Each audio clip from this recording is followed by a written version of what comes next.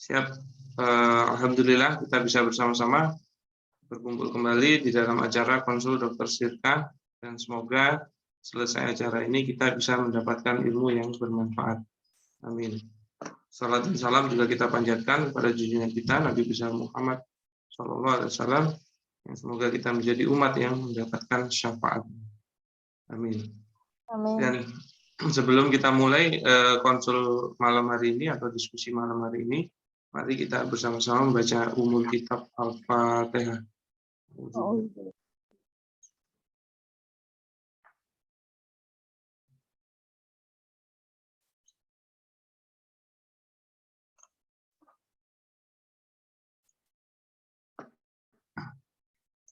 Amin. Siap. Bagaimana kabarnya saudara-saudaraku? Semoga semua sehat ya. Terus semangat untuk thalabul ilmi. Siap. Dan semoga nanti selesai acara ini bisa juga membagikan atau mendapatkan ilmu yang bermanfaat. Nah, seperti biasa untuk kegiatan kita Konsul Dr. Sirka tidak ada penyampaian materi, ya. Langsung mengenai diskusi ataupun tanya jawab. Dan bagi yang mau menjawab silahkan untuk raise hand, nanti saya beri kesempatan, dan sebaiknya menyampaikan faktanya dengan jelas atau detail, karena itu diperlukan untuk membuat sebuah kesimpulan bagaimana positioning hukumnya dan bisa memberikan saran ataupun solusi-solusi. Nah, monggo saya sampaikan, ini sementara baru 11 peserta, nanti insya Allah akan bertambah lagi. Nah, monggo silakan, bila ada yang mau bertanya saya tunggu. Monggo. Tanya yang ringan-ringan aja juga nggak apa-apa. Kemudian Bu Ruhati mau bertanya, silakan. Oke. Siap. Ini ada Bu Desi Singkawang dari Kalbar mau bertanya dulu. Monggo, Bu Desi. Silakan. Assalamualaikum. Waalaikumsalam. Ini Ustaz mau minta lebih dijelaskan tentang dua akad dalam satu majelis ya, yang haram waktu itu, yang multi akad.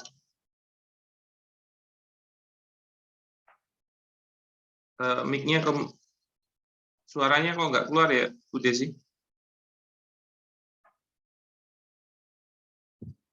Tes.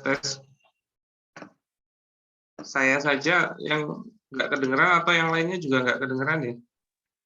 Sama Ustadz, nggak kedengaran. Siap, Bu Desi, mohon maaf suaranya.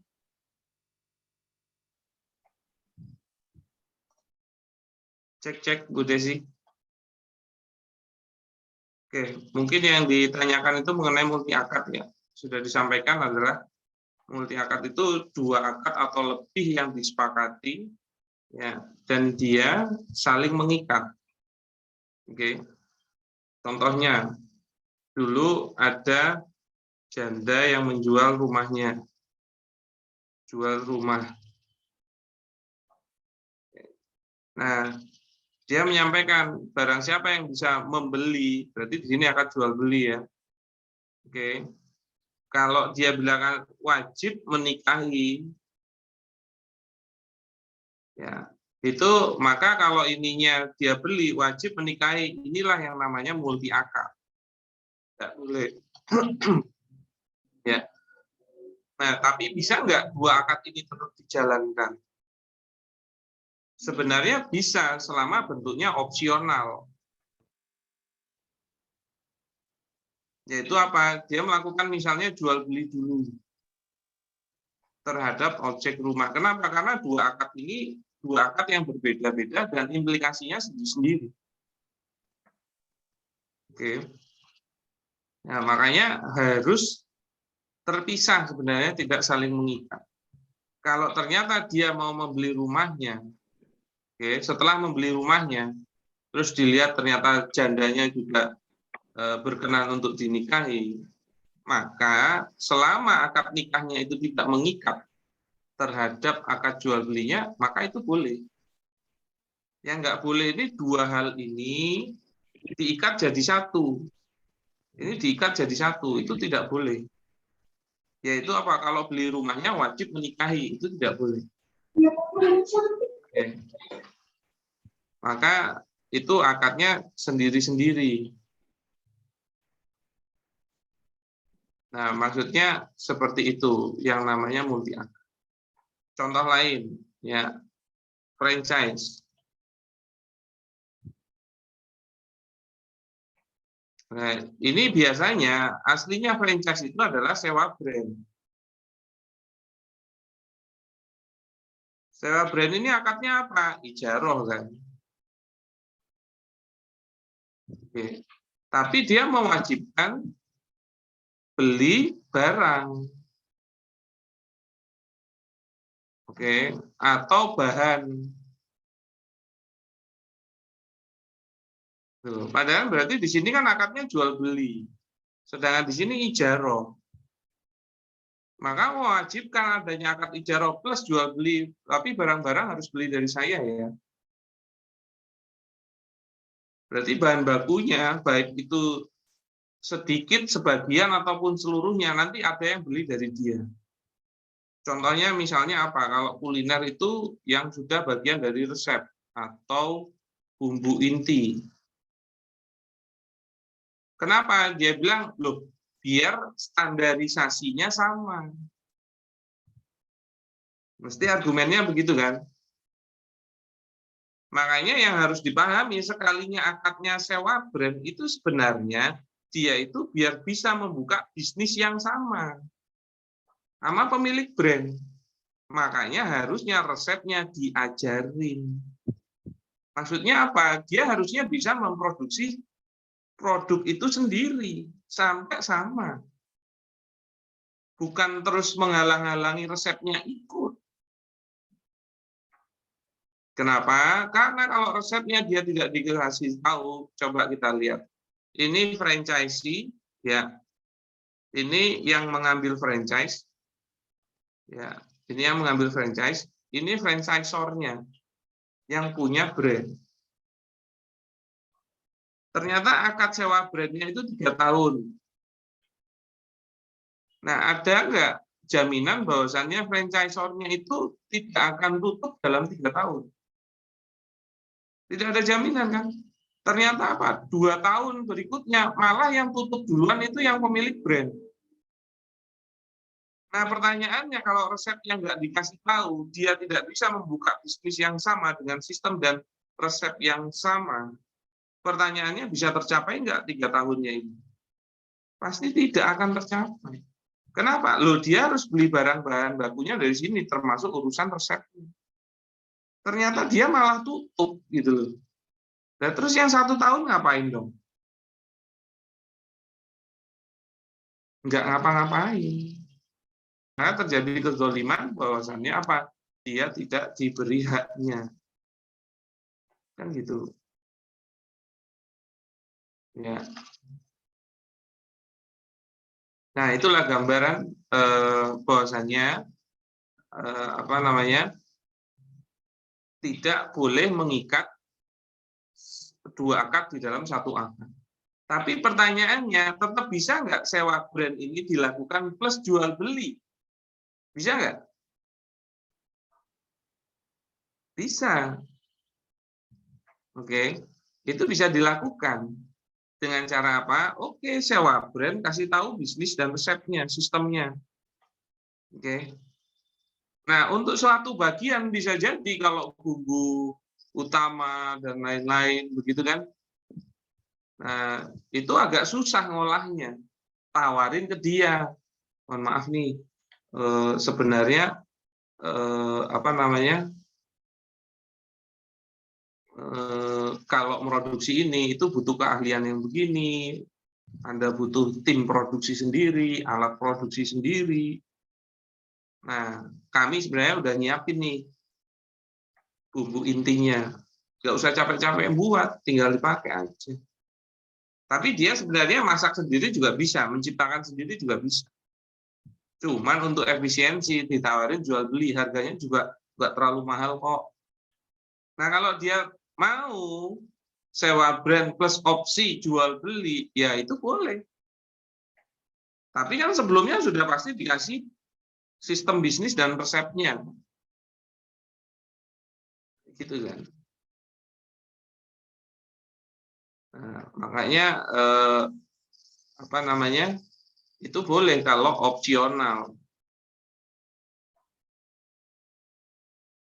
Jadi bukan terus ujuk-ujuk nggak boleh semuanya ya, boleh selama itu tidak saling mengikat. Nah itu gambarannya. Mungkin Bu Desi bisa memahami. Iya, kalau tentang yang tebus murah gitu Ustadz, itu masuk ke dalam multi akad nggak ya? Tolong disampaikan fakta tebus murahnya dulu seperti apa. Misalnya kayak kemarin itu ada provider internet kan katanya kalau kita beli paketnya minimal udah 100.000, nanti bulan depan kita bisa beli paket tertentu harganya jauh lebih murah dari harga aslinya kayak gitu. Itu apa? Itu pembelian keduanya itu bersifat wajib enggak? Opsional sih, kalau mau beli bisa lebih murah katanya gitu. Ya maka tidak multi akad. Karena kan setelah bulan berikutnya dia nggak mau beli juga nggak apa-apa. Iya, bisa yang lain. Nah itu kelebihan atau bonus sebenarnya. Bonusnya adalah kalau beli ini bonusnya, tapi bisa dipakainya bulan depan. Bagian dari benefit membeli paket internet tersebut, yaitu apa? Dapat potongan harga, misalnya begitu. Nah, tapi akadnya kan satu. Kalau internet itu sebenarnya ijaroh ya, jasa. Terjadi ijaroh satu dulu kan. Yaitu apa? Di paket 100.000 ini. Misalnya paket kedua bulan depannya, itu berapa harganya? 80.000 misalnya begitu. Iya, Ustaz. Oke, ini terjadi ijaroh dua. Karena sudah beda majelis kan. Maka selama ijaroh 1 dan ijaroh 2 itu tidak saling mengikat, boleh. Nah, yang nggak boleh itu, oke, saya perbolehkan membeli 100.000, tapi bulan depan Anda harus 80.000. Harus membeli dan dapat harga 80.000. Nah, itu nggak boleh. Begitu, Bu Desi. Baik, Ustaz. Terima kasih. Ya, bisa dipahami ya. Oke. Ya. Tadi Pak siapa kepencet saya? Pak Mulpa apa siapa? Yang mau bertanya berikutnya? Ya, Assalamualaikum. Oh, Bu Mulpa. Siap, Waalaikumsalam. Baik, Ustaz mau tanya, boleh 2 pertanyaan nggak, Ustaz? Boleh, yang nggak boleh kalau 10 pertanyaan. Ya, yang pertama itu ini, saya kan agensi, Ustaz. Agensi Ketua apa? agensi pemasaran properti. Iya, oh properti. Langsung juga lebih detail ya. Terus? Iya, saya ini, maksudnya saya ketuanya gitu, Ustaz ya. Terus saya diajaknya sama developer untuk kelola dari segi pemasarannya. Artinya saya menghandle proyeknya dari segi pemasaran. Jadi setiap marketing yang mau jual proyek dari developer ini berakatnya melalui saya. Itu jadi dari segi pemberian komisi itu apa yang dikasih dari developer itu saya bagi lagi ke agensi-agensi ini, marketing ini, Ustaz. Itu maksudnya boleh, Ustaz, atau gimana itu? Berarti di sini ada agen-agen gitu ya? Iya. Nah, ini akadnya di sini apa? Antara developer ini pemilik rumahnya berarti ya? Iya. Nah, akadnya antara developer sama jenengan apa? Wakalah, Ustaz. Ya, wakalah itu maksudnya wakalah bil ujroh. Iya. Ya, kalau akadnya wakalah bil ujroh, ya. Ini kan sudah beberapa kali saya jelaskan sebenarnya. Wakalah bil ujroh itu hakikatnya adalah ijaroh. Iya. Maka kalau ijaroh itu adalah apa namanya, pencapaian kerja. Oke, beda kalau sama samsaro. Kalau samsaro ya itu adalah pencapaian hasil tanpa harus tahu dia kerjanya gimana. Kalau ijarah itu pencapaian kerja tanpa harus tahu dia berhasil atau tidak, gitu loh. Ya. Nah, maka kalau Anda adalah ijarohnya itu bukan berdasarkan pencapaian hasil. Ini nggak boleh. Oke. Nah, sekarang pemberian ujroh jenengan, kompensasi jenengan itu berdasarkan apa? Berdasarkan keberhasilan agen jualan gitu. Iya. Kan nggak ada hubungannya sebenarnya. Ya. Kenapa? Karena sebenarnya akad jenengan itu nggak bisa kok wakalah bil ujroh yang hakikatnya adalah ijaroh, tapi berdasarkan pencapaian hasil. Itu nggak bisa.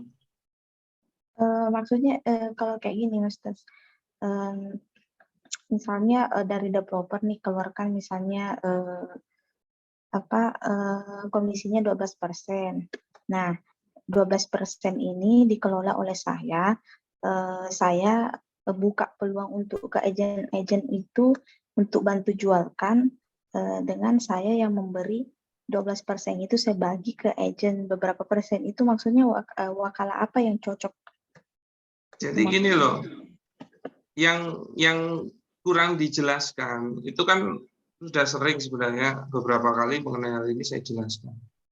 Kalau yang namanya wakalah bil ujroh itu adalah ijaroh. Karena ijaroh itu hakikatnya wakil. Pegawainya itu adalah wakil. Oke. Tapi dia itu berdasarkan pencapaian kerja, bukan pencapaian hasil. Nah, kalau Anda itu maunya memberikan komisi berdasarkan hasil, maka bukan ijaroh akadnya. Oke, bisa jadi samsaro. Oke, nah samsaro itu sebenarnya hakikatnya juga wakil yang diberi kompensasi. Oke. Tapi nggak bisa kalau yang Anda sampaikan wakalah bil ujroh itu menjadi samsaro, itu nggak bisa. Karena wakalah bil ujroh hakikatnya ijaroh. Ijaroh itu begini contohnya. Nih bedanya begini kalau ijaroh. Misalnya Mbak Mulpa tolong belikan saya Aqua 600 mm ke Indomaret di situ.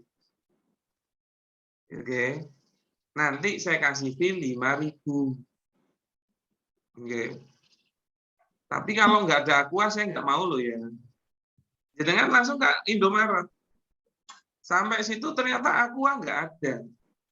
Terus balik ke saya, pertanyaannya jenengan itu sudah berhak atas 5.000-nya nggak? Sudah. Sudah. Itulah ijaroh. Beda kalau nanti masuk jatuhnya jualah. Ada lagi akad namanya jualah. Ya. Jualah. Saya ngomongnya gini, Mbak Mulpa, kalau Anda bisa mendapatkan Aqua 600 mili buat saya, nanti saya kasih bonus atau fee 5.000. Maka jenengan tuh boleh nyari di Indomaret manapun atau toko manapun, yang penting dapat apa? Aqua 600 mili. Nah, kalau jenengan nyari nggak dapat, nggak bakalan dapat itu komisinya. Hakikatnya hampir sama, samsaro sama jualah ini. Cuman cara pemberian komisinya saja. Tapi kalau jenengan dapat, walaupun nggak lewat Indomaret itu, nggak ada masalah. Nanti kasih ke saya, baru berhak atas 5.000-nya. Nah, sekarang saya tanya sama jenengan settingannya yang mana? yang nomor 2 tadi. Baru dapat akuannya, baru bisa dapat 5.000-nya, begitu. Iya. Maka tidak bisa wakalah bil ujroh. Oke. Maka nggak bisa ijaroh. Oke. Nah, kalau memang dia wakil dapat kompensasi, sebenarnya samsaroh itu sama.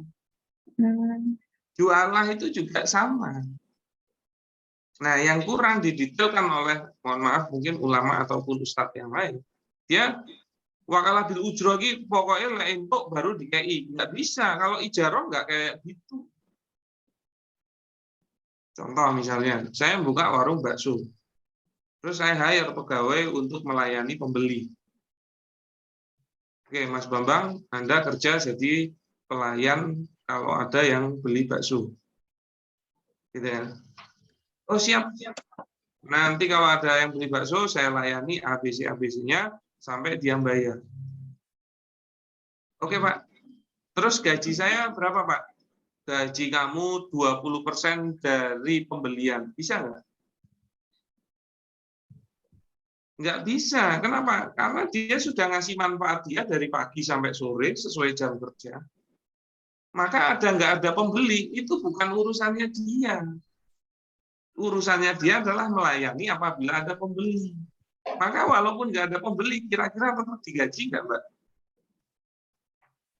Pegawai saya, Mas Bambang ya, tetap digaji nggak? Digaji. Tetap digaji, itulah ijaroh. Iya. Oke. Nah, sekarang saya tanya, berarti settingan jenengan yang mana? Bukan ijaroh kan? Samsara. Ya, maka samsara. Kita kembalikan kepada pengertian samsara. Kurfatun yakunu muhtarofuha al-wasitatu bainal ba'i wal mustari. Bainal ba'i wal mustari. Jadi samsara itu adalah kegiatan atau profesi yang mana pelakunya yaitu si simsar atau maklar itu menjadi apa? Menjadi perantara antara siapa? Penjual dan pembeli. Oke.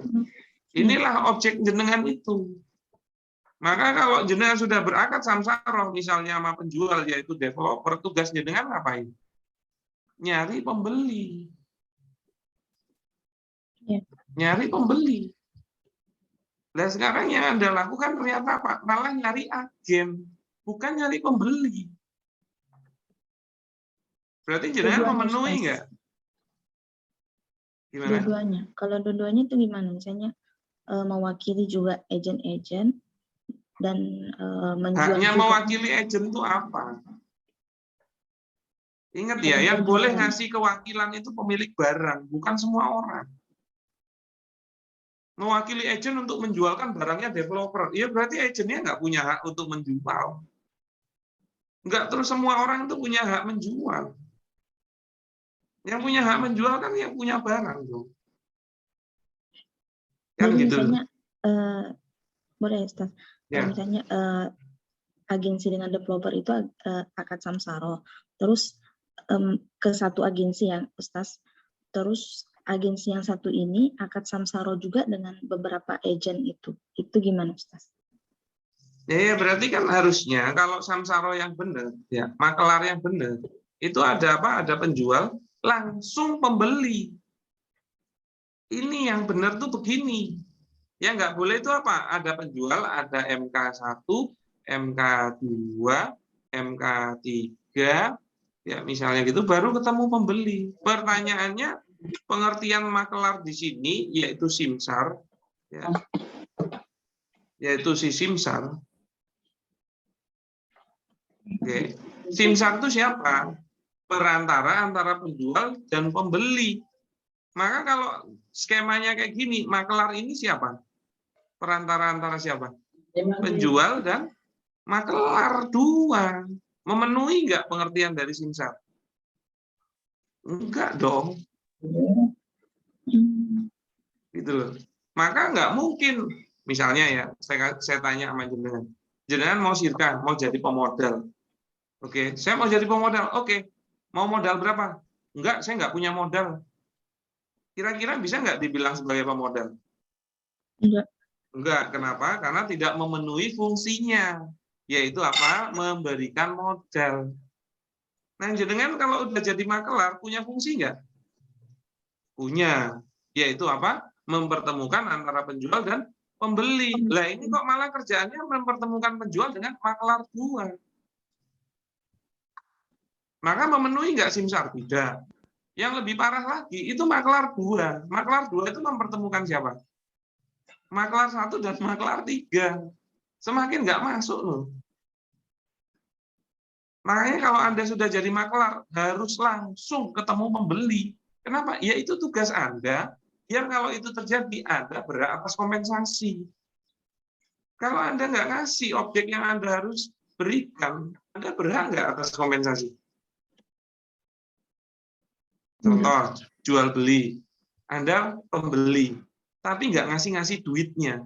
Kira-kira Anda bisa nggak dibilang sebagai pembeli? Ya. Enggak dong.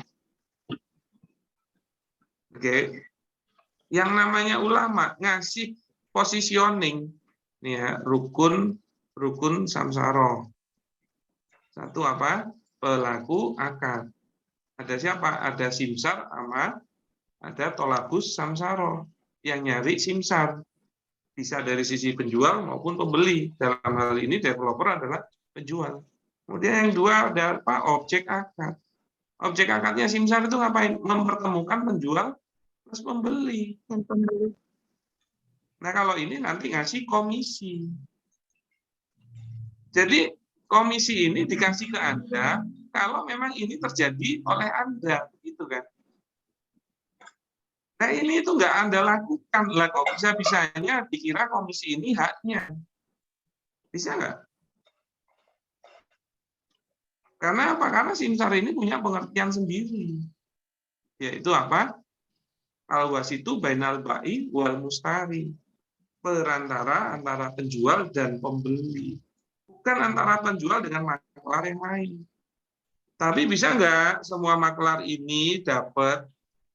Sebenarnya bisa saja, asal apa? Mereka bertiga melakukan syirkah. Melakukan syirkah. Maka mereka jadi satu pihak. Berarti makelarnya cuma satu. Yaitu penjual, makelar, pembeli. Tapi memang makelar ini isinya orang 3. Iya. Oke. Maka apa? Boleh. Cuman ingat, mereka harus punya akad syirkah. Akad syirkahnya sah nggak? Terus kalau salah satu yang dapat nemuin, maka apa? Dibagi dengan yang lain. Nggak boleh karena MK dia MK1, saya yang dapat info. Jadi kalau kejual, saya ambil sendiri. Kalian nggak saya bagi. Ya nggak bisa juga. Maka baginya sesuai dengan bagi hasilnya. Begitu Mbak Mulma. Baik, Ustaz. Bisa dipahami ya? Iya. Siap. Begitu. Ya. Oke. Monggo yang berikutnya Pak Antangsel. Oke, Assalamualaikum. Ini nanya terus ini, banyak kasusnya ya? Enggak, Sat, biar Oh, nggak iya. ngatur, Sat. Siap. Oke. Nih, Sat, Monggo. ini ada 2 pertanyaan, Sat. Pertama, ini pertanyaannya istri sini tuh. Jadi kan istri usaha laundry. Istri pertama. Ya, istri pertama. Mas, Ya, pertanyaan pertama dari istri pertama. Oke. Nanti yang kedua dari istri. Pertama juga. Siap. Siap. Jadi ini ada usaha laundry gitu dan kita coba masuk ke hotel atau ke yayasan koperasi gitu ya, Ustaz. Nah, rencana kita mau pakai, kan kadang kalau masuk itu kan kadang kita ketemu dengan orang-orang masing-masing di misalkan yang pegang koperasinya atau pegang hotelnya gitu ya, Ustaz ya. Nah, bisa nggak kita misalkan pakai akad jualah gitu, Ustaz. Tapi ya kalau misalkan dia bisa bantu kita untuk memasuk nantinya misalkan pakaian-pakaian dari tamu hotel itu nanti ke laundry kita gitu.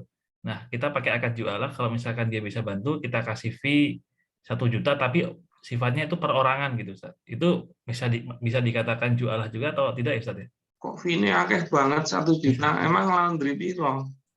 Per Iya, kilo atau per item? per item, Ustaz. Iya, ojo 1 juta Ini gitu kan. contoh, Ustaz. Lah iya, berarti deal-dealannya piro kalau komisinya yang 1 juta. Nah, misalnya ke koperasi atau hotel gitu ya. Iya, iya. Oke. Ya sebenarnya boleh mereka jenengan menggunakan jualah tadi. Ya, menggunakan jualah tersebut tuh boleh. Ya, yaitu apa? Kalau Anda bisa mendapatkan orang yang nyuci baju buat kami, nanti dapat misalnya per piece 2.000. Gitu kan, atau 5.000, terserah lah. Masalah nilainya disepakati. Tapi harus fix. Maka nanti kalau sebulan diakumulasi berapa kan dapatnya lumayan. Nah, itu boleh. Ya, kenapa? Karena merekalah yang bersifat proaktif untuk mendapatkan klien atau konsumen laundry-nya. Nah, jadi mereka menjadi perantara akad ijaroh. Nah, udah benar makanya jualah, karena kalau laundry itu kan ijaroh kan kegiatannya kan, jasa toh sebenarnya toh. Maka dia nggak bisa pakai samsaro, dia bisanya pakai jualah. Nah, tinggal difikskan per item berapakah, atau item A itu nilainya segini, item B nilainya segini karena beda harga, silahkan. Atau menggunakan cuci kilo, misalnya kalau cucinya cuci kilo, per kilo segini, silahkan. Begitu Pak. Itu kalau, ya makasih Ustaz, kalau misalkan, jadi kan kadang di koperasi misalkan kan ada kayak orang kuncinya gitu Ustaz. Nah, dia ngasihnya ke perorangan, nah, ke institusinya. Ya, kalau ke perorangan gimana Ustaz? Jatuhnya Ustaz, apakah suap atau riswah atau gimana ya Ustaz? Ya kalau itu digunakan pas jam kerja ya nggak boleh. Itu harusnya ke institusinya, bukan ke perorangan. Iya, iya, iya. Ya, karena dia itu harusnya jam aktif ngurusin pekerjaannya dia terhadap mustajirnya dia, yaitu perusahaan. Ini kok malah ngurus bisnisnya DEDW, nggak boleh. Kalau mau masuk itu ke institusinya, dan dia mendelegasikan kepada anggotanya. Ya, dan komisinya itu milik hotelnya atau institusinya. Masalah nanti institusinya ngasih kepada pegawainya yang spesifik itu, ya itu urusannya dia. Ya, ya, ya, ya. Yang kedua mungkin sejenis juga Ustaz. Ya masih praktek yang sama ketika kita mau mendirikan ini. Kebetulan yang kedua kasusnya untuk misalkan mendirikan semacam usaha untuk pengiriman barang semacam JNE atau Tiki gitu saja. Nah, ketika harus biasanya ketika mau tanda tangan ini perjanjian gitu, biasanya ada orang-orang dari institusi tadi yang kemudian bilang gini, nanti ini ya tanda jadi saya dikasih uang sekian gitu. Atau maksudnya gimana? Biasanya untuk tanda jadi untuk jadi kan mau buat bisnis apa tadi? Misalkan bikin agen gitu ya Ustaz ya. Jenengan itu pemilik institusinya atau? Saya sebagai orang yang mau mendirikan agennya Ustaz. Oke, ini ada prinsipalnya. Ini ada prinsipalnya. Nah, biasanya terus jenengan jadi agennya. Agennya. Nah, biasanya prinsipal itu akan menugaskan satu orang misalkan bagian keagenan lah. Jadi dia yang deal dengan calon agen ini adalah ada satu orang gitu ya. Nah, biasanya ketika mau tanda tangan gitu, biasanya dia akan bilang gitu, Mas ini kalau tolong ya nanti transfer gitu, sekian gitu. Katanya sih mau dibagi-bagiin gitu. Nah itu maksudnya piye? Saya belum jelas. Misalkan gitu, misalnya kan dia ada meminta uang di awal gitu. Jenengan mau buka prinsipal ini nyewa brandnya dia mau dipakai gitu kan? Ya. Maka sudah ada pembayaran ujroh. Ada.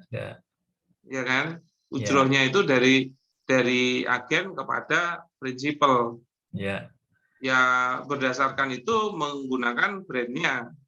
Ya kan? ya udah itu udah selesai kan muamalahnya kan. Iya, Tapi orang tersebut meminta fee gitu. Iya, meminta Ya fee. nggak bisa, itu memang kerjaannya dia. Iya, iya. Jadi ya ini salah satu multi akad itu. Jangan sampai jadi gini ya. Kalau di dalam Islam itu kalau ngasihnya dia itu satu objek, ya maka dia hanya berhak satu kompensasi. Nah yang nggak boleh itu satu objek kok dapat dua kompensasi. Itu nggak boleh. Satu ya satu, gitu loh. Kalau mau ada dua, dia harusnya akad yang berbeda. Nah pertanyaannya si petugas dari prinsipal ini, ya memang kerjaannya dia kan. Ya, ya. Oke, nah dia itu sudah dapat gaji kan. Ya. Nah kok bisa-bisanya dapat fee lagi dari luar? Ya, ya. Ya bisa dong.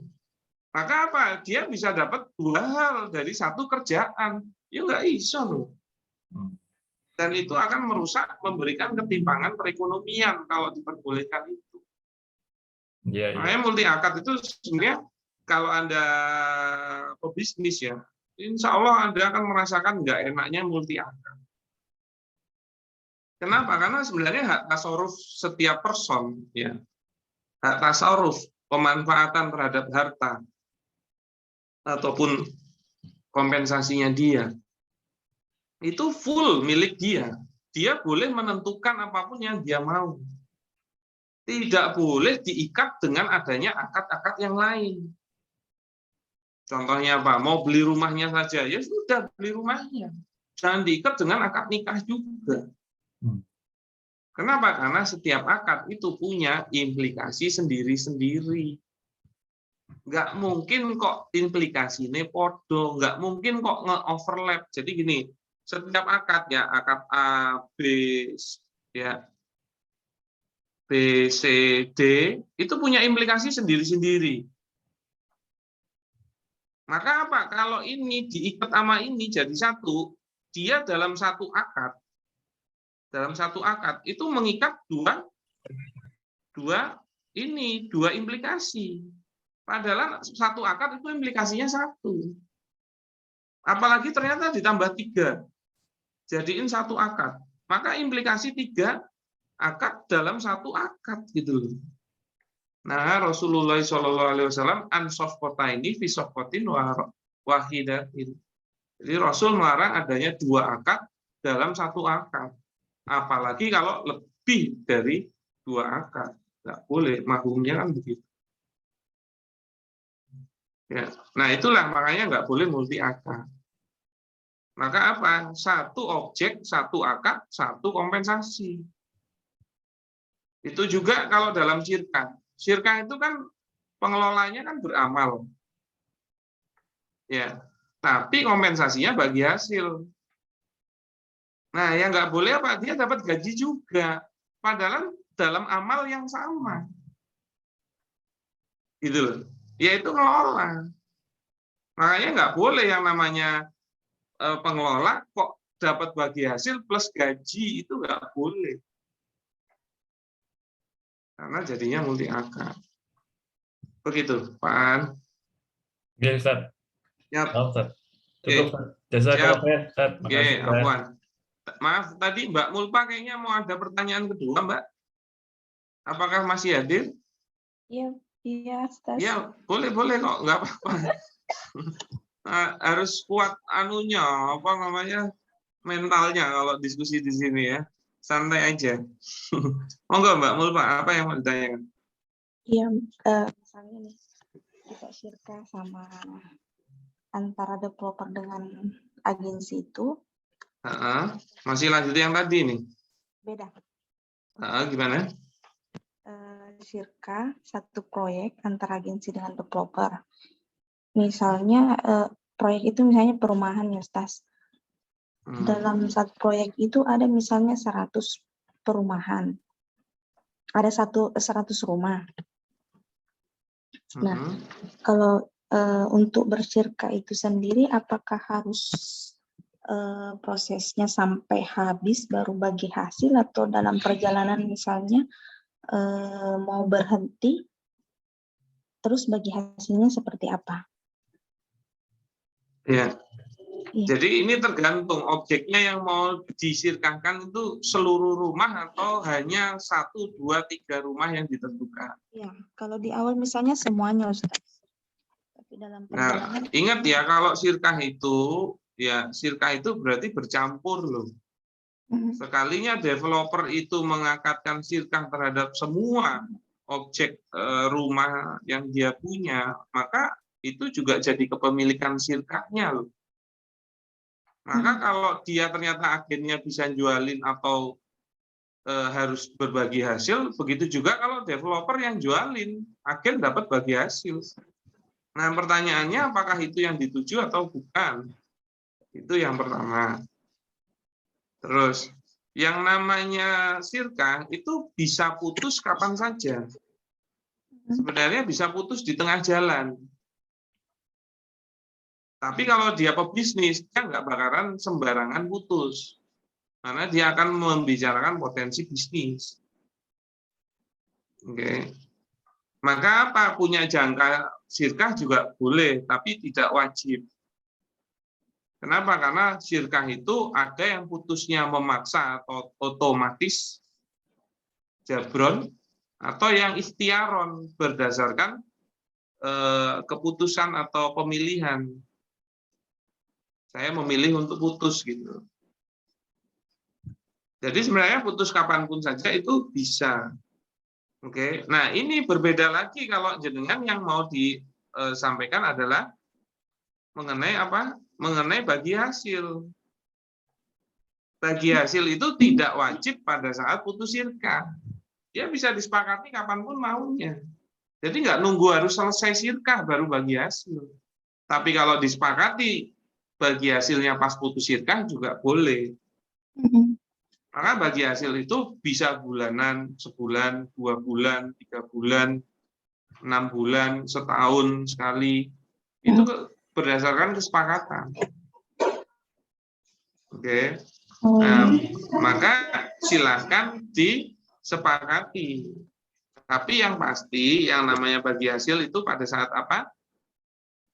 Pada saat harta itu melebihi nilai modal.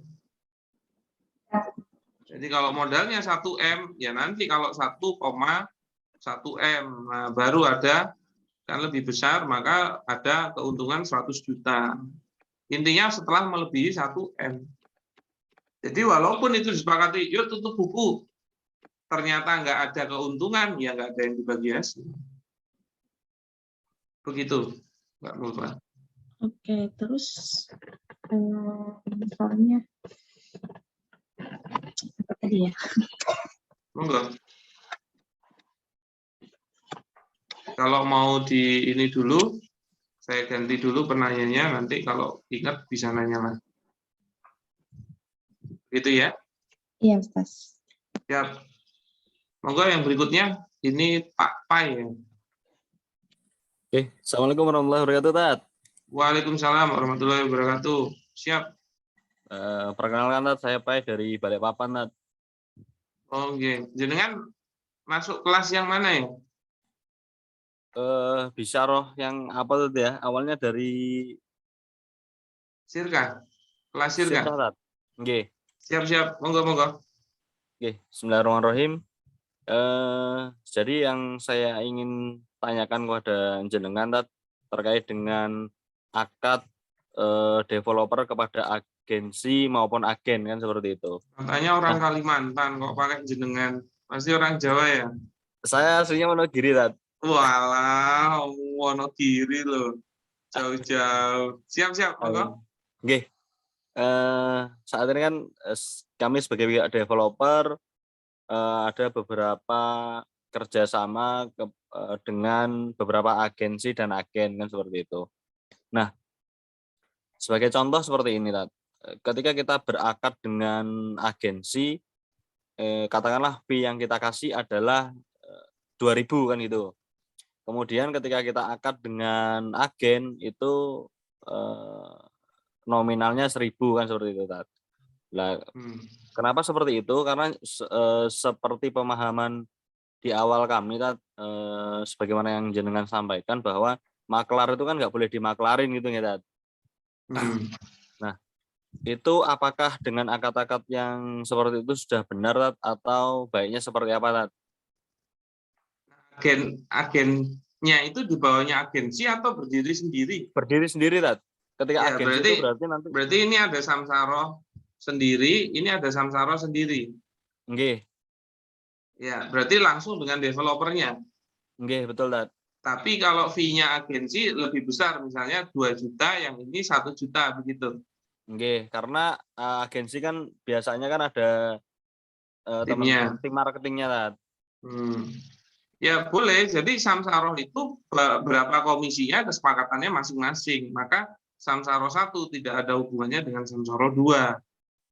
Nah, tapi yang jadi masalah itu tidak boleh objeknya 1 tapi simsarnya 2, itu nggak boleh. Geng. Ya, kenapa? Karena hakikatnya simsar itu bisa mewakili langsung jual belinya. Oke. Maka kalau dia sudah memilih satu wakil untuk mewakili jual beli terhadap objek yang 1, ternyata yang dapat itu simsar 2, padahal sudah akad dulu sama simsar 1. Nah, kira-kira gimana? Marai ora kepenak simsar 2 nggak? Ya, itu. Makanya kalau satu objek itu 1 simsar dan bisa dibatasi waktu. Oke, kamu jualan ini 2 minggu. Kalau enggak kita off, saya tak nyari maklar yang lain. Begitu. Yo, siap, Tat. Oke. Itu saja? Nggih. Ya, Syukur. Oke, jauh-jauh dari Kalimantan nanyanya itu aja ya. Oke. Nanti tanya lagi, Tat. Oh iya, oke. Monggo next, Bu Uun silakan.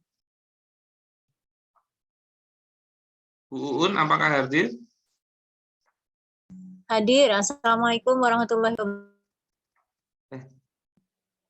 Maaf, kepencet. Siap. Assalamualaikum. Waalaikumsalam warahmatullahi wabarakatuh. Monggo Bu Uun. Matur nuwun Ustadz. Ini saya mau menanyakan, seandainya ada samsara atau syirkah, saya juga kurang paham ini ya namanya. Misalnya ada usaha akikah ini ya, ada penyedia kambing, ada yang masak, ada yang marketing gitu ya. Jadi 3 orang misalnya.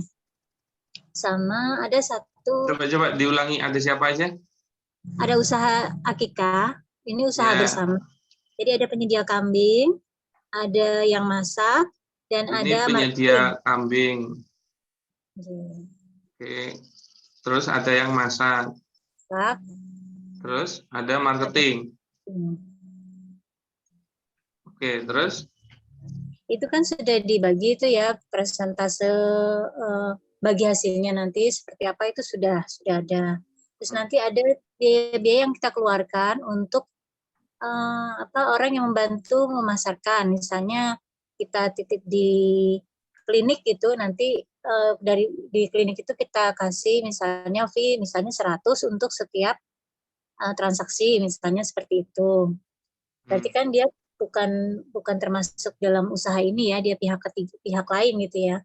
Terus ini kan ada marketingnya sudah ada sendiri nih ya, pembagian hasilnya sudah jelas, misalnya dibagi rata gitu, bagi 3 gitu misalnya ya. Nah, sepertiga.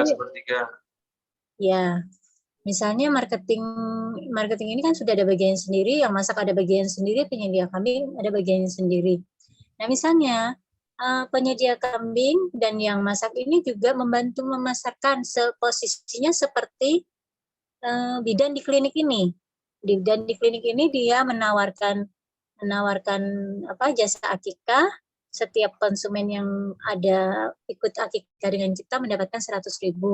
Terus kita juga memasarkan juga seperti itu sebagai yang masak maupun yang penyedia kambing juga menawarkan ke temannya seperti itu.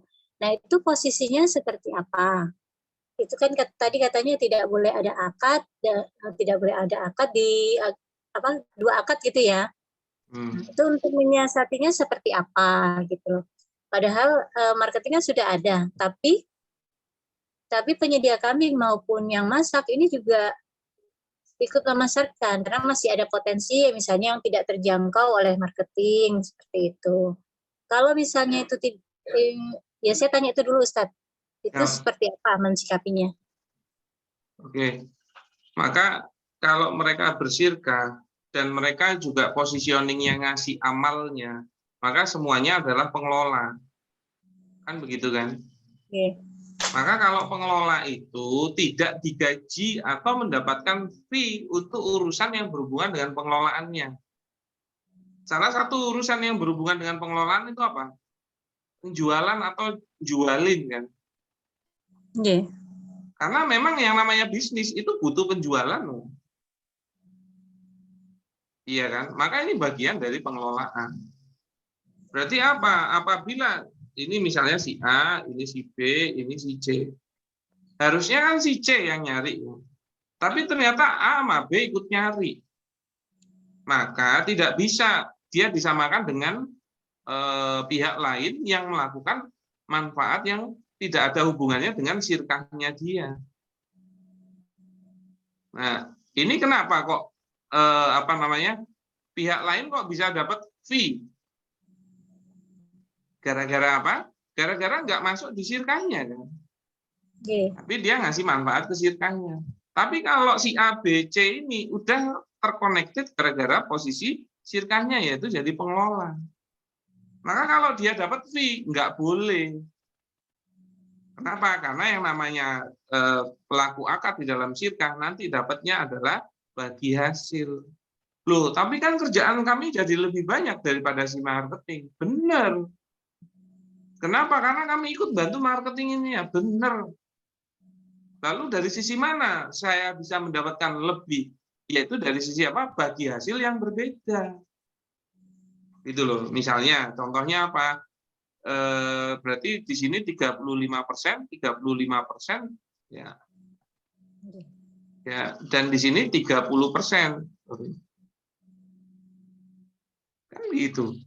Kenapa? Lah saya juga ikutan marketing, harusnya kan kamu, tapi saya juga ikutan, maka dia sebenarnya berhak atas bagi hasil yang lebih besar. Nah, pembicaraan kayak gini akan susah diobrolin kalau sama-sama tidak punya filosofi sirkah yang kuat. Kenapa? Karena memang boleh kalau ternyata yang bagian masak, bagian kambing, ternyata juga ngasih effort di bagian marketing. Ya memang dia memberikan kinerja yang lebih banyak. Begitu. Oke. Tapi gini, pembagian hasil ini kan dibicarakan di awal. Gitu. Sementara misalnya kinerja kita itu ketahuan kan di tengah atau di akhir. Itu seperti apa Ustadz?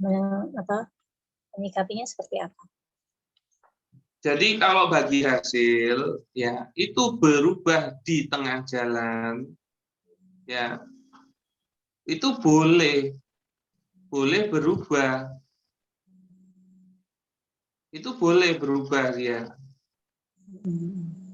dan tidak memutuskan sirkahnya selama apa disepakati oleh semua pelaku akad gitu loh. Maka ternyata pas kejadian ini mohon maaf, ternyata salah satunya itu sakit agak lama. Misalnya mingguan atau bahkan sebulan. Maka menurun kan kinerjanya. Kalau dia menurun, pasti yang lain meningkat untuk mengcover urusan itu.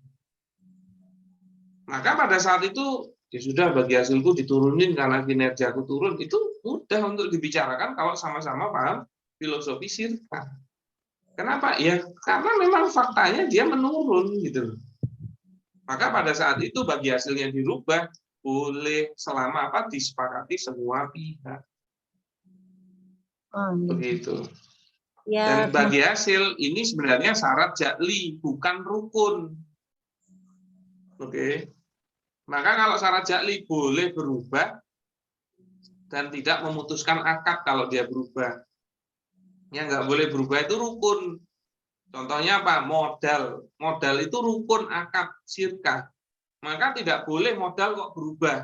Dengan salah satu caranya apa? Ternyata modal ditarik sama pemilik modal. Misalnya tadinya 100. aku butuh uang nih 20 juta, tak tarik ya modalku 20 juta, putus itu sirkanya. Kenapa? Karena sirkanya yang tadinya modalnya 100 menjadi 80. Maka berubah kan. Maka kalau berubah pasti akadnya juga sudah berubah dan memutuskan akad. Begitu, Bu. Nggih, matur nuwun Ustaz. Terima kasih. Ya. Assalamualaikum. Waalaikumsalam. Monggo yang berikutnya Pak Komarudin. Silahkan. Ya, terima kasih. Assalamualaikum warahmatullahi wabarakatuh. Waalaikumsalam warahmatullahi wabarakatuh. Siap. Sehat, Pak. Iya, menyambut Saudaranya. tadi itu pertanyaannya Ustadz Siap. simpel ini. Jadi ini antara developer dengan agensi tadi. Dia kan katakanlah tadi misalnya ini dari developer ini memiliki rumah yang mau dijual itu dalam satu kawasan, taruhlah misalnya ada 100 rumah, Ustaz. Kemudian bekerjasama dengan agensi, agensi ini lembaga untuk memasarkan. Nah, terus ditentukan di awal komisi 5% setiap rumah, 5% setiap penjualan. Nah, ini tadi agensi ini Ustaz kan memiliki tim marketing, katakanlah misalnya 10 orang. Bagaimana mengaturnya ini supaya akadnya sesuai syariat? Bisakah itu misalnya dari 10 marketing itu misalnya Ustaz, kemudian jumlah rumah yang mau dipasarkan ada 100, langsung dibagi habis saja, satu marketing menangani 10 rumah langsung, ya? Gimana itu Ustaz? Ya, boleh saja, tapi kalau dia objeknya adalah menjual 10 rumah, maka itu harus ada 10 samsara. Kalau nanti terjadi 10 jual beli. Ya. Kalau jadinya 10 jual beli, ya misalnya kan ada ini. Misalnya sudah dikapling-kapling. Maka kalau dia mau jual yang ini, karena objek dalam samsara itu harus maklum. Harus jelas. Maka objek yang mana? Oh, berarti ini 1, 2, 3, 4, 5, 6. Maka akan ada 6 samsara. Iya. Ya, 6 samsara. Oke. Walaupun 6 samsara itu simsarnya cuma 1, itu boleh. Tapi terjadi 6 samsara. Ya. Maka kalau sudah di-plotting, kamu jualin yang ini, dia nggak boleh ganggu yang ini, nggak boleh ganggu yang ini, nggak boleh ganggu yang ini. Karena bisa jadi ini plotting untuk simsar-simsar berikutnya.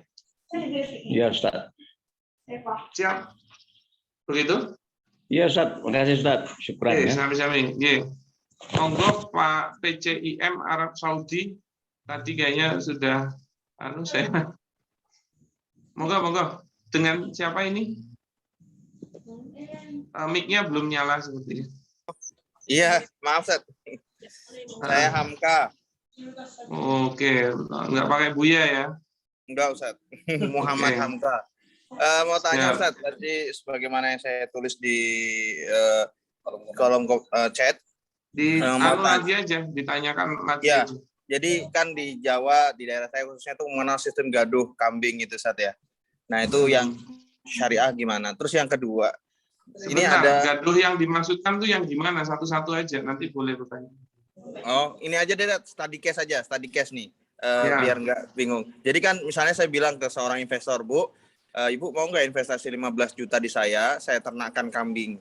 Nanti setiap bulan setiap tahun saya kasih Ibu itu 1 kambing untuk Idul Adha. Selama 15 tahun, setelah 15 tahun saya kembalikan 15 jutanya. Si ibu ini mau, Ustaz. Tapi itu sesuai dengan syariat nggak kira-kira? Gimana? Jadi dia bermodal 15 juta. Ya. Terus jadi berapa kambing?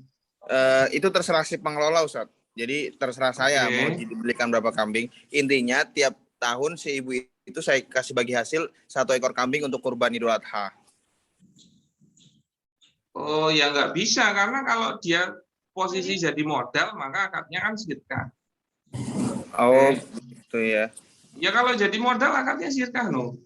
Iya, yang kalau biar halal pinjem gitu. Maksudnya si ibu ini ridho, ridho. Ya, ridho itu kan pembicaraan akhir.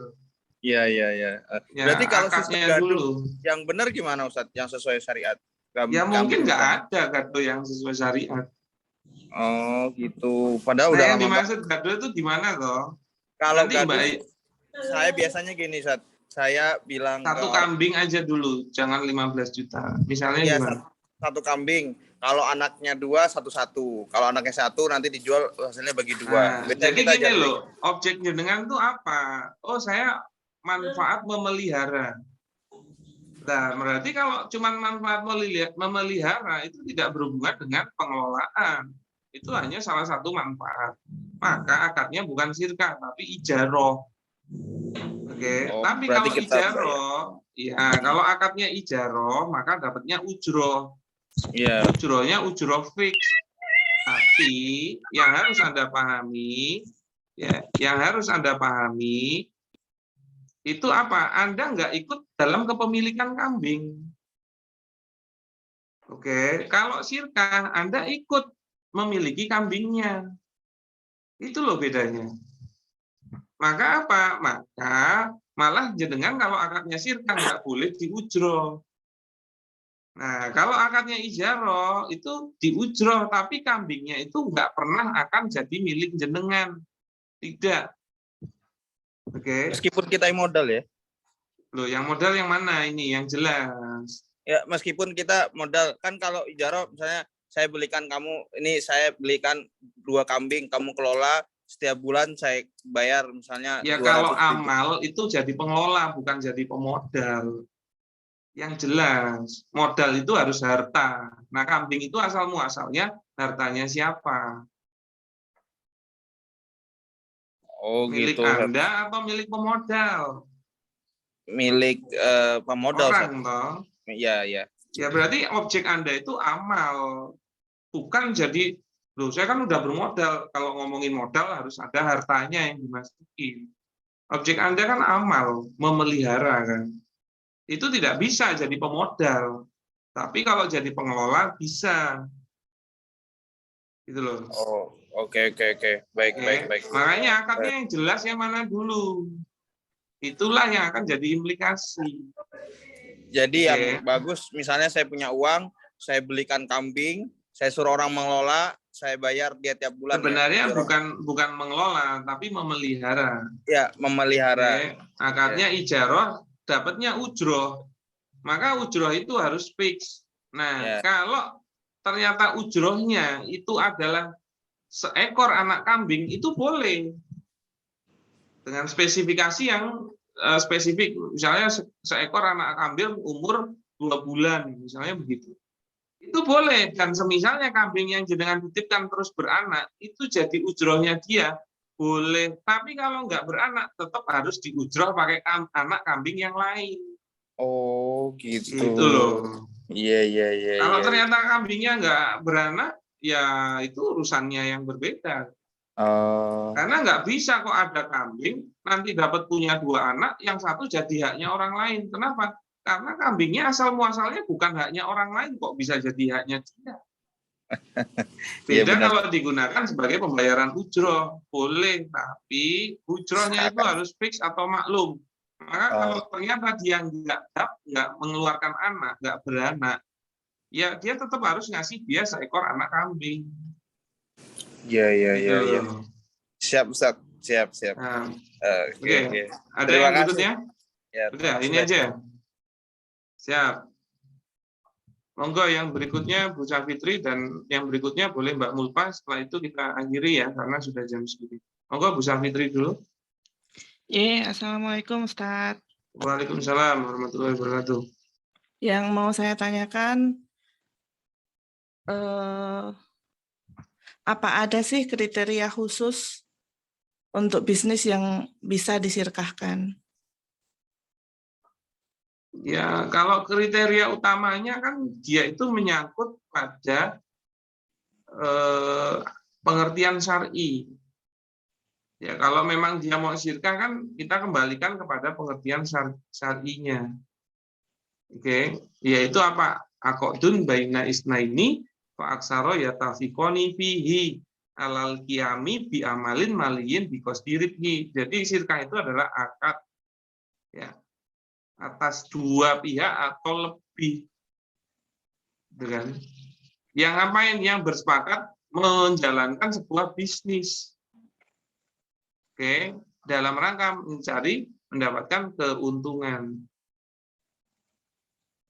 Maka kalau ditanya bisnis yang bagaimana yang sesuai kriteria masyarakat, yaitu adalah sebuah bisnis yang menguntungkan. Gitu loh. Nah, kalau Anda merasa bisnis Anda menguntungkan, silakan, itu bisa disirkahkan. Cuman biar nggak ngeblank, harusnya apa? Bisnisnya itu dijentrengke. Yaitu apa? Dilakukan yang namanya feasibility study atau studi kelayakan bisnisnya. Benar nggak itu menguntungkan? Karena kalau sirkah kok menawarkan bisnis yang merugikan, itu nggak boleh. Kalau mau rugi-rugi dewe, nggak usah ajak-ajak, kan begitu. Tapi kalau itu menguntungkan, jadi boleh mengajak orang lain. Oke, nah berarti apa yang perlu disiapkan? Feasibility study. Di sini nanti akan berisi tentang proposal. Ya, yang itu isinya apa? Mengapa kok bisnis itu? Kenapa kok milih bisnis itu? Oke. Terus ada nggak proyeksi penjualannya? Terus rancangan anggarannya, butuh berapa modalnya? Kemudian bisa ketahuan potensi BEP plus ROI-nya. Agar apa? Agar pemodal itu bisa ngeliat, oh iya, ini berpotensi menguntungkan. Enggak cuman percaya wae. Dan jangan sampai pebisnisnya atau pengelolanya, dia itu nggak punya beginian. Kenapa? Karena biar dia nggak ngeblank habis akad mau ngapain. Kenapa? Karena proyeksinya harus berdasarkan proyeksi yang wajar. Maka apa? Harusnya dia bisa mencapai nilai yang dia sampaikan itu. Walaupun proyeksi ini bukan patokannya. Bukan. Maka bagi hasil pun bukan gara-gara proyeksi, tapi berdasarkan fakta real kejadiannya. Bisa melebihi proyeksi, bisa kurang dari proyeksi. Nah, berarti apa? Belajarlah bagaimana membuat feasibility study. Kalau nggak sempat belajar atau kurang mampu untuk belajar, hire-lah pihak yang bisa ngajarin atau buatin. Selesai kan? Gitu ya. Kalau besarnya keuntungan itu apakah menentukan visibility ini tadi, Tat? Ya, makanya kalau ini bisnis yang berjalan, sebenarnya bisa menggunakan 3 bulan laporan terakhir. Itu kan bisa jadi dasar proyeksi. Maka langsung terlihat wajar. Nih, buktinya 3 bulan laporan keuangan saya mampu mencapai ini. Oh, bagus dong berarti. Ini positif nih. Wah, langsung potensi keuntungannya seperti 3 bulan terakhir ini, oh positif, bagus, besar. Itu langsung menambah keyakinan pemodalnya. Makanya kenapa laporan keuangan itu jadi penting. Kenapa? Karena memang ada dasar. Dan ngomongin bisnis itu bukan ngomongin perasaan gitu loh. Dia ngomonginnya apa? Data. Maka datalah yang disajikan. Dan datanya pun wajar kalau bisa mendekati real. Bukan terus digawe-gawe. Makanya ya kadang-kadang ya kalau ada yang pemodal kok main percaya saja padahal sudah dibuatin proyeksi, tapi proyeksinya tidak wajar. Itu menurut saya pemodalnya yang tidak pintar.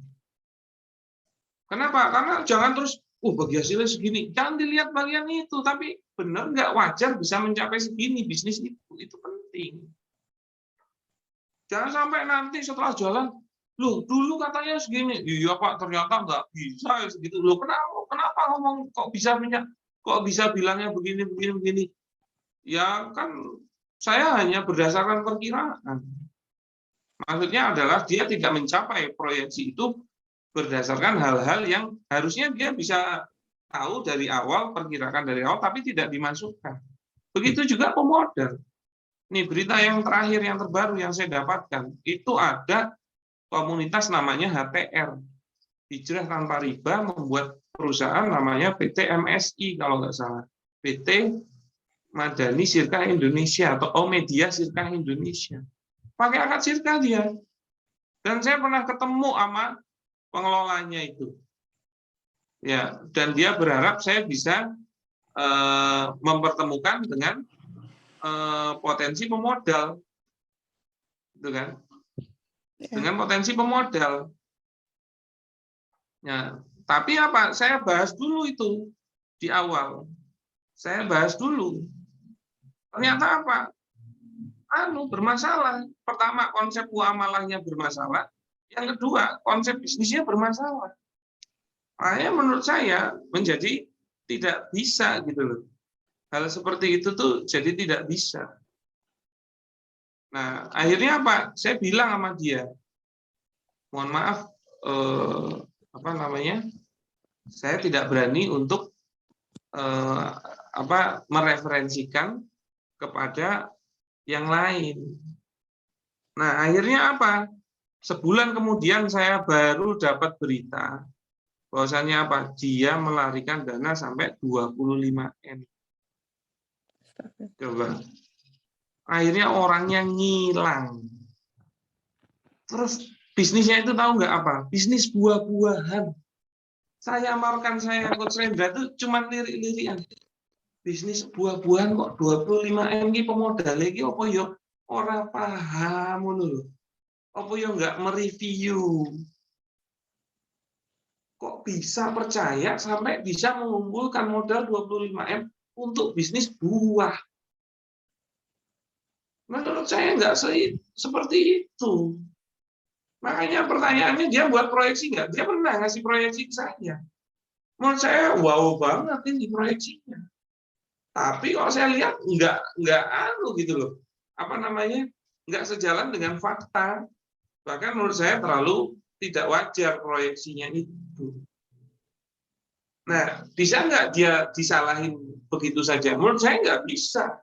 Kenapa? Karena kalau nggak dikabul oleh pemodal, maka sebenarnya juga tidak akan terjadi yang namanya sirkah itu. Pertanyaannya kok pemodalnya mau ngabul gitu loh. Kan harus ijab kabul ya. Nah, kenapa kok mau ngabul? Pernah lihat nggak bahwasannya ini realistis atau enggak gitu loh? Karena kalau menurut saya nggak mau kalau proyeksinya kayak gitu. Bahkan saya pasti ketemuan dan nanya dulu. Come on, 10 juta aja saya perlu ketemu kok sama orangnya kok. Apalagi ratusan juta bahkan MM-an. Tanya langsung, paham nggak dia? Entah dari sisi konsep akadnya, entah dari konsep bisnisnya. Baru kalau itu aman, kita bicara tentang personalitinya. Oke. Nah, jadi apa? Buatlah proyeksi yang wajar dan harusnya Anda sebagai calon investor harus paham hal-hal kayak gitu. Enggak cuma berdasarkan percaya-percaya aja. Begitu Bu Safitri. Ya. Kalau besarnya keuntungan tadi Ustadz, kalau 10% itu apakah wajar? Maksudnya gimana? Kalau keuntungan bersih 10% dari omset. 10% dari omset. Itu apakah pantas untuk usaha itu sebagai apa? Untuk disirkahkan? Kalau menurut saya kok rada tipis ya. Kenapa? Karena kalau nanti berapa coba? Jenengan mau iya, sekarang saya mau nanya, jenengan terus mau ngasih berapa? 50-50. Maka kalau 50-50 kita memakai laporan laba rugi aja yang 10% itu, Anda itu cuma dapat 5%, dia cuma 5% loh. Nah, pertanyaannya dari nilai berapa? Oke. Plus dengan modal berapa? Kenapa? Kalau modalnya misalnya sampai 500 juta dan ternyata 10%-nya itu dari omset. Karena menurut saya kalau modal 500 juta, omsetnya itu 200 juta, oke lah. Oke. Nah, kalau 10%-nya itu 20 juta, ya, dan akhirnya 50-50, 10 juta, itu pun dari sisi pemodal 500 juta itu cuma satu atau lebih dari satu. Karena kalau lebih dari satu, dia membagi lagi. Nah, pertanyaannya dengan modal 500 juta, terus jenengan sendiri dari pengelola cuman untung 10 juta dari memutarkan omset 200 juta, ya monggo diperbandingkan dengan capeknya. Gitu loh. Worth it enggak? Nah, makanya kalau udah bicara kayak gitu, memang harus bicara data. Tidak bisa cuman ngawang-ngawang gitu. Terus pokoknya langsung main data. Begitu ya. Yang diperlukan apa aja, Tat? Ya kalau saya ini insya Allah sudah sebagai praktisi iya, terus belajar akad iya. Jadi kalau jenengan datang dengan laporan laba rugi saja, saya udah bisa ngulas. Cuman neraca rugi laba? Iya, laba rugi. Enggak, ya kalau neracanya ada ya ayo. Tapi kalau jenengan sejelek-jeleknya dari laba rugi aja, saya insya Allah udah bisa baca. Ini potensial. Gitu. Ya. Jadi nggak usah terlalu banyak laporan keuangan. Tapi kalau ada neracanya, ya itu lebih baik lagi. Jadi sebenarnya ya, Anda bisnis sendiri ataupun Anda sirka, ya saya sangat menyarankan, terutama kalau bisnis sendiri, itu kalau bisnis dikunci nilai modal. Nah kalau bisnis sendiri itu dia itu memang karena uang-uangnya sendiri ya, dia narik modal boleh, nambahin modal boleh, tapi itu akan merusak neraca. Akhirnya jenengan kebingungan kalau ada uang tambahan atau uang tarikan. Makanya harusnya modalnya dikunci di depan. Oke, saya mau bisnis ini dengan modal 100 juta. Maka maksimalkan saja dulu 100 juta itu, nggak usah ditarik ulur. Yeah. Itu. Nah, kalau sirkah udah pasti seperti itu. Makanya sirkah itu sebenarnya membantu membuat pengelola itu lebih disiplin. Itu. Nah, yang bermasalah itu kalau ketemu pengelola malesan. Masih boleh nggak? Boleh. Yang penting apa? Dia bisa mensolusikan semua permasalahannya dia. Atau permasalahan bisnisnya. Berarti apa? Oh, untuk bagian ini saya malas. Oke, cari orang. Bayar orang, jadiin pegawai. Tapi akan ada biaya. Dan ingat, setiap biaya yang dikeluarkan akan mengurangi keuntungan. Termasuk keuntungannya pengelola itu sendiri. Maka apa? Pintar-pintarlah memperhitungkan biaya. Kan begitu. Dan memang nanti yang namanya pengelola itu jangan sibuk teknis. Dia lebih baik sibuk pengembangan. Makanya kalau nilai omset sudah mencukupi, pengcoveran nilai biaya mampu, segera ngangkat pegawai biar bagian itu ada yang ngurus.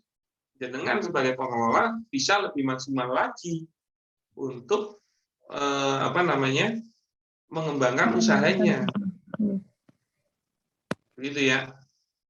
Kalau saya masalahnya masih sama, Tat. Modal yang terkumpul dari pesirkah kita itu masih di bawah omset gitu loh, Tat. Ya berarti butuh modal lebih besar.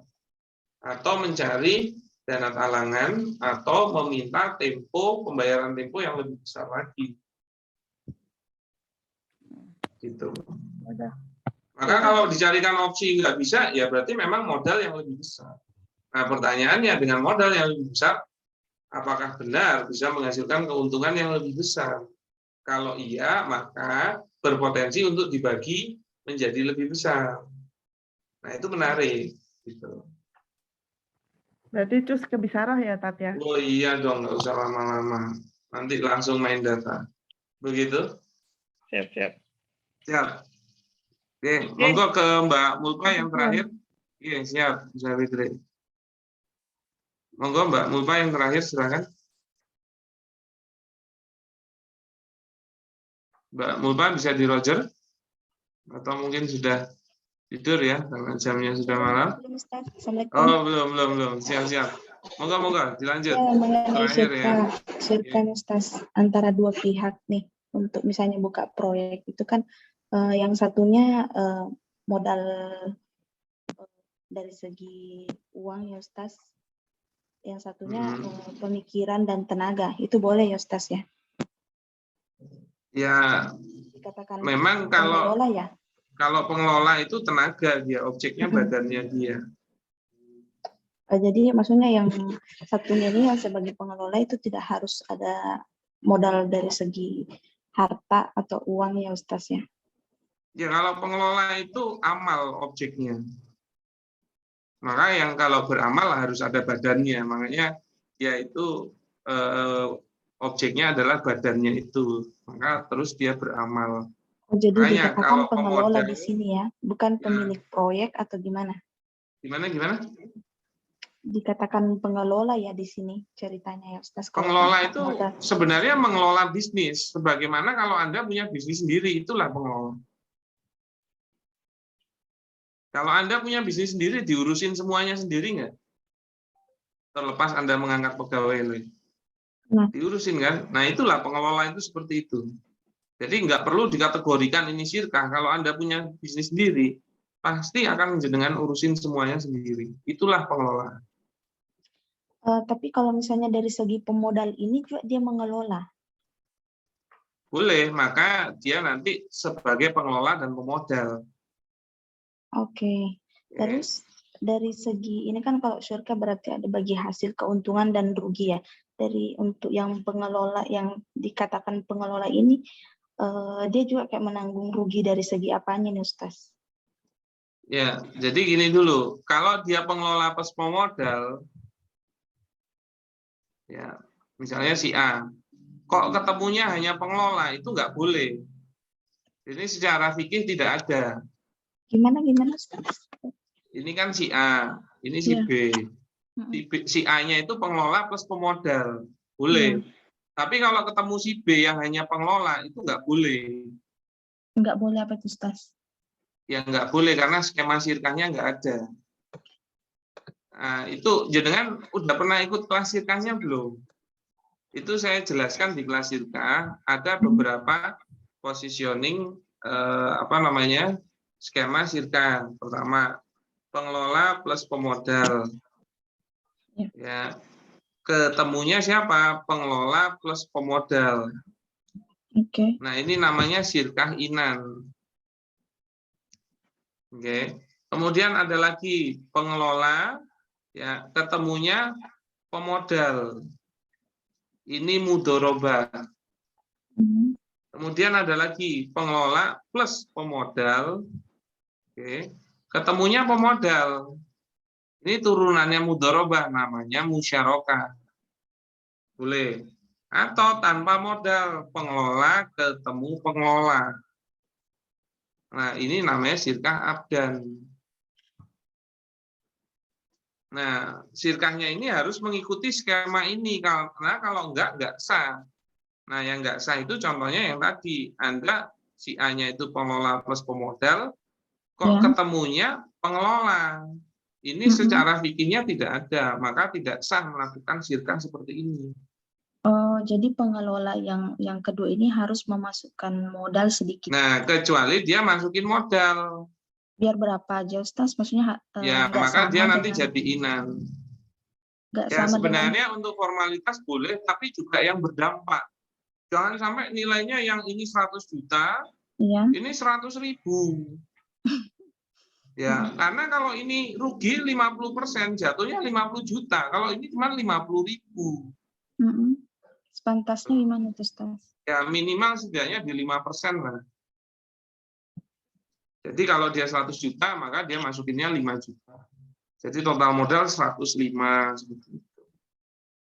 Oh, jadi persentase dari untung ruginya dari sini juga, Ustaz ya? Dilihat dari nilai modalnya gitu. Ya kalau dari sisi bagi rugi atau bagi hasil itu ada dalilnya sendiri. Al-wadi'atu alal mal waridku ala ma astaqolau alai. Jadi kalau bagi rugi ya atau kerugian, ini rugi. Kerugian itu ditanggung oleh modal. Sedangkan bagi hasil itu berdasarkan kesepakatan. Ya. Maka apa? Memang kalau nanti ada rugi secara harta, itu memang dikenakan kepada pemodalnya. Sesuai persentase modalnya, Ustaz. Ya, kalau pemodalnya lebih dari 1, berdasarkan porsi modalnya. Tapi kalau pemodalnya 1, ya dia yang menanggung kerugian. Loh, Enak dong, pengelola nggak rugi apa-apa. Enggak, pengelola juga rugi, tapi dari objeknya dia, yaitu amal. Yaitu apa? Dari sisi tenaga. Nah, pemodal itu, pengelola itu tidak digaji. Maka kalau 6 bulan itu nggak ada bagi hasil, oke, nggak ada keuntungan, nggak ada bagi hasil, 6 bulan itu dia nggak dapat apa-apa. Itu sudah sebuah kerugian. Gitu loh. Karena dia udah ngelola nggak dapat apa-apa, udah banting tulang nggak dapat apa-apa, itu juga sebuah kerugian. Nah, maka sesuai dengan objeknya masing-masing. Kalau tentang kerugian, kalau ruginya harta, maka pemodal, rugi tenaga, pengelola. Nah, kalau bagi hasil itu kesepakatan. Silahkan antar pelaku akad menyepakati. Begitu 50-50, silakan. Tapi kalau misalnya dia pengelola plus pemodal, ya, jadi dibuat dua itu bisa 2 fase.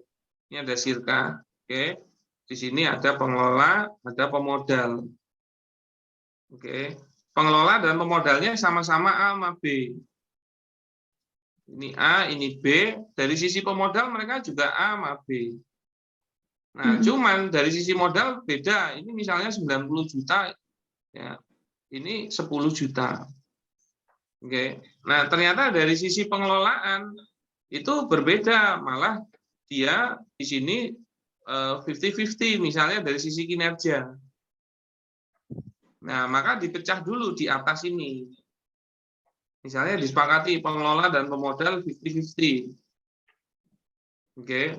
Maka kalau ada keuntungan 10 juta, ya, itu terdistribusi ke sini. Itu adalah 5 juta, ini 5 juta.